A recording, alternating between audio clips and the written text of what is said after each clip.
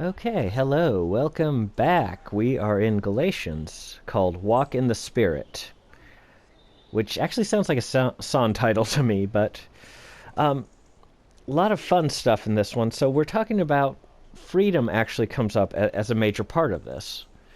So there's this idea, this concept that religion limits you and that way puts you in bondage. So because you're not allowed to do certain things and be a full member of a religion, that is imprisonment, essentially, is what the argument said.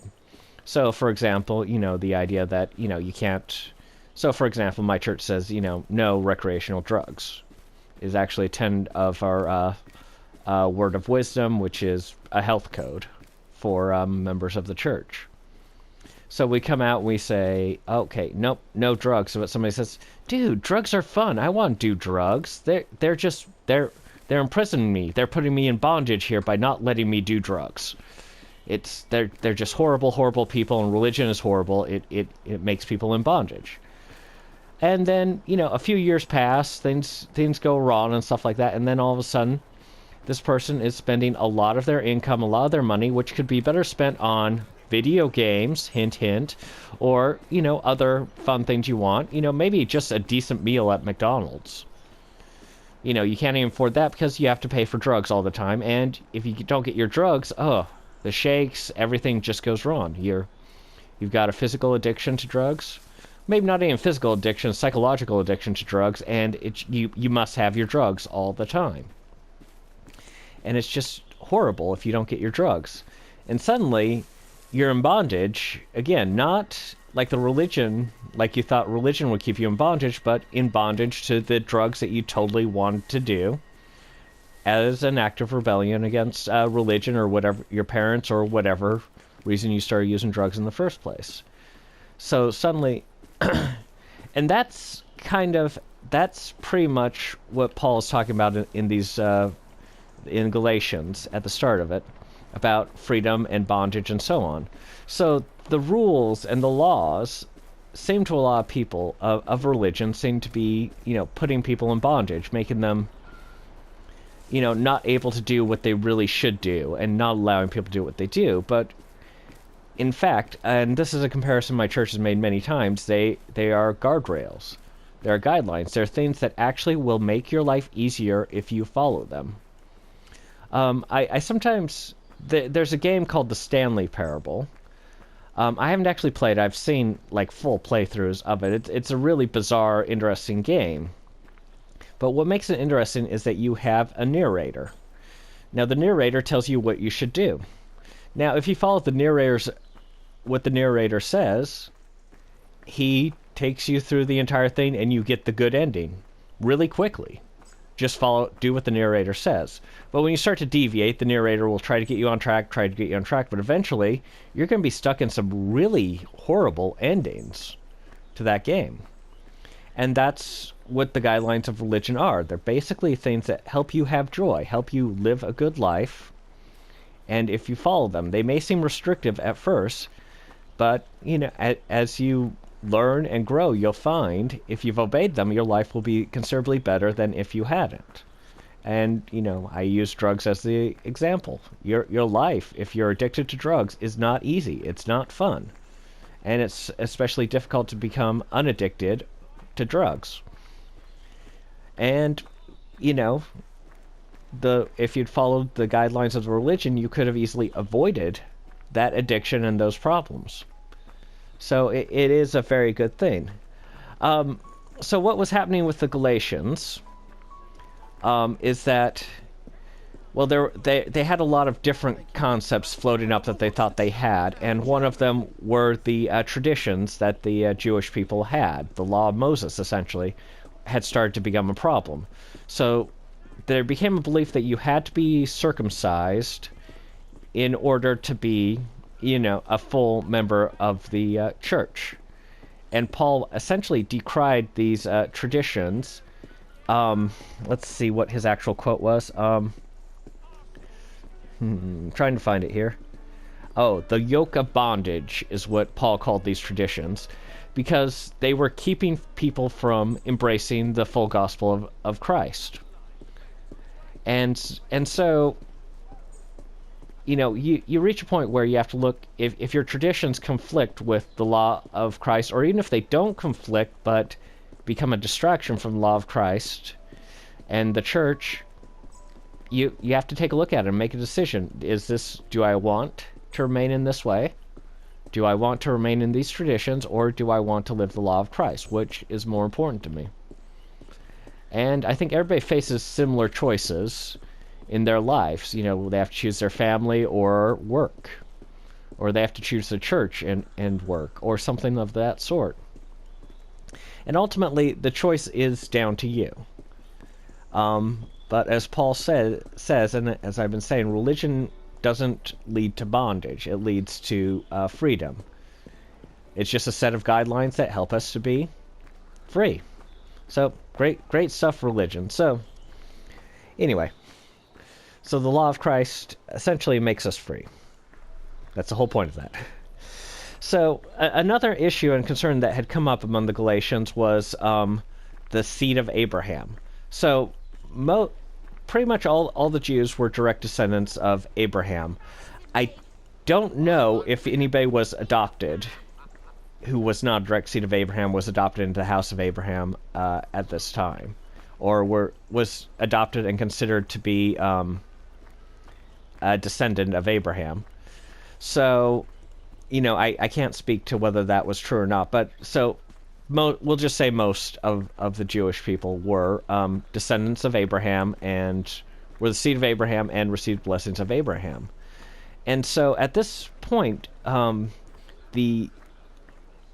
people thought they were not getting as many blessings, members of the church, because they weren't descended from Abraham. And so I think Paul makes it clear that people can be adopted into the family of Abraham, and that you'll be adopted into one of the tribes and adopted into the family, which was a completely new concept at this time. But that even if you aren't a direct descendant of Abraham, you can still reap the blessings. And I think this is true today. We have this idea that if your ancestors were one thing or another, you either have an advantage or that you have a disadvantage. And, in the 60s, this idea was rampant, and the civil rights movement pretty much corrected this idea. And when I was being raised in the 80s, 20 years later, I thought this idea was completely gone, but it seems to have had a resurgence in recent years that, your ancestors somehow determine what sort of person you are now. And yeah, you're influenced by your ancestors, and you should know your family history, but ultimately you are responsible for yourself. And if you are not descended from Abraham in any way, shape, or form, you can still be adopted into the family and receive all the blessings that were reserved for the seed of Abraham. And that's just a great idea, and it's just a great concept. It's great to know that, despite who we are, despite our ancestors, despite whatever advantages or disadvantages we've had, we're all treated equally, and we all have the same chance to receive blessings. And just for me, that's just deeply gratifying. I am a very flawed person, and it's nice to know that the flaws of my ancestors aren't going to contribute to my own flaws and hold me back. It's just awesome. So one of the questions that came up, and I'm actually going to read a direct quote here. This is actually a pretty thing. I'll turn Evie around. We'll have that for me to read the direct quote. But it's the question comes up in the lesson: did Abraham have the gospel of Jesus Christ? So I have a quote here from Joseph Smith, who said, "We cannot believe that the ancients in all ages were so ignorant of the system of heaven as many suppose, since all that were ever saved were saved through the power of this great plan of redemption, as much so before the coming of Christ as since. Abraham offered sacrifice, and notwithstanding this, had the gospel preached to him."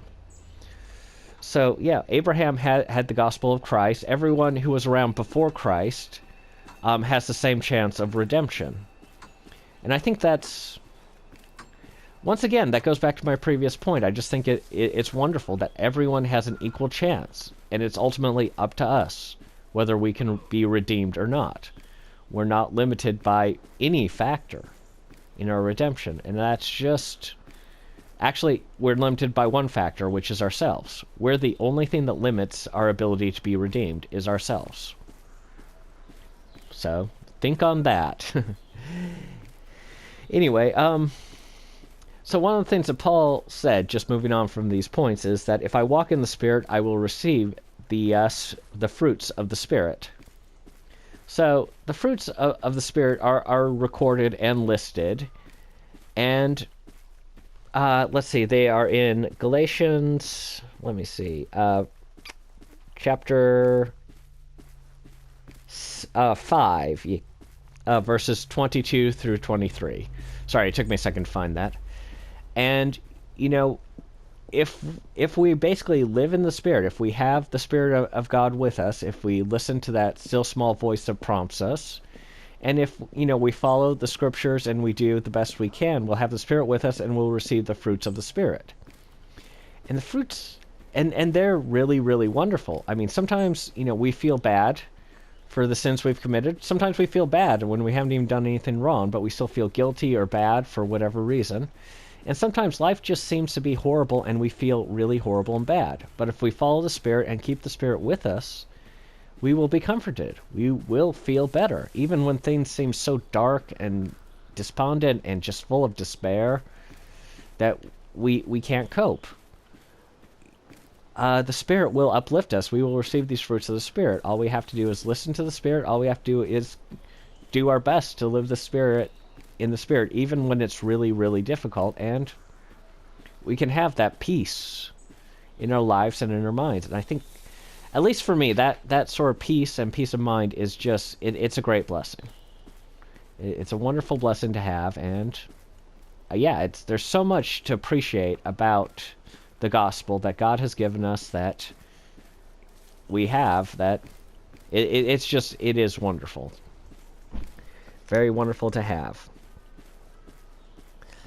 So, the concept, the phrase, live by faith shows up. I believe it's in Galatians 3:11. So, you know, that the question is asked, what does it mean to live by faith? So, you know, first off, I think there's a difference between belief and faith. So, you know, I always use an example of a chair. I may believe that a chair exists. I can touch the chair. I can see the chair. But if I don't have... But I may not have faith that the chair will hold my weight if I sit in it. It may be a broken chair. It may look unsturdy. I might be, you know, I might feel like I'm just too big to sit in the chair. But if we have faith in the chair, then we believe that the chair will hold our weight. It will serve its function, and it will support us. And that, for me, is the main difference between belief and faith. So to live by faith, let's see, the Book of Mormon defines faith as, let's see, a belief in things that are not seen but are true. And, you know, I would just add the word trust, a trust in things that are not seen but true. So, faith in God would be to trust in God, and, you know, that we don't see him, but he is true. He exists, and he is there to help us. So it's a really trust in God, in faith, and when we hear that still small voice of the Holy Spirit, to listen and to do what they say, even if it seems completely mad. You know, I've known people who've pretty much uprooted their lives, who've, after a lot of contemplation, have come to the conclusion, okay, me and my family need to come to this place. We need to go, you know, way out. You know, we've never lived in this area before. We've never been to this area, but this is where we belong. And we have the faith that if we go there, things will work out. Maybe not the way we think. Maybe, you know, and it may be difficult, but it will ultimately be to our benefit to move to this area. Likewise, you know, there are many concepts in religion that are just really hard for people to follow. The idea of paying tithing, for example, I've talked to many people about it, and it's like, wait, why should we pay the church to be a member of it? It doesn't make sense. It's 10%, it's... You know, I could use that money for something else. I mean, sheesh. You know, but if you have faith, you'll pay your tithing, and you won't, and it will be to your benefit one way or another. It's pretty much pure faith. And you know what? I'm actually going to do something I don't normally do in these games. I'm going to actually go up to the roof. So I don't normally do this in my Sunday school lessons. I usually treat them as if they were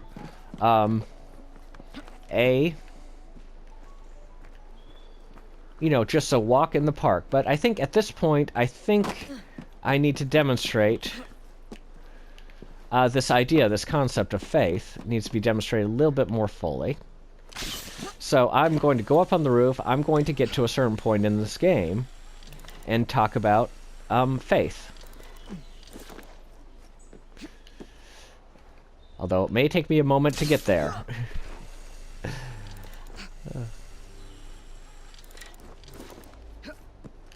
So, Assassin's Creed, this game series that I do in this, has an interesting relationship with religion. It doesn't come up, it doesn't really talk much about religion, but you have a certain relationship with it, and as you can see, I have the option now to do what is known as a leap of faith.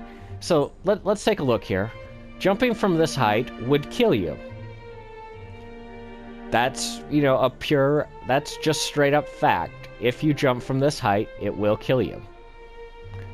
But this game has this thing called a leap of faith, where you jump from this height, and you always land safely in a pile of leaves, in a pile of straw, in something like that. There's always something there that will save you, that will keep you from dying, at least in the game and in character. And that's what faith is. It's taking not just one leap, but a series of leaps throughout life, and having the belief that there will be something there to catch us as we leap.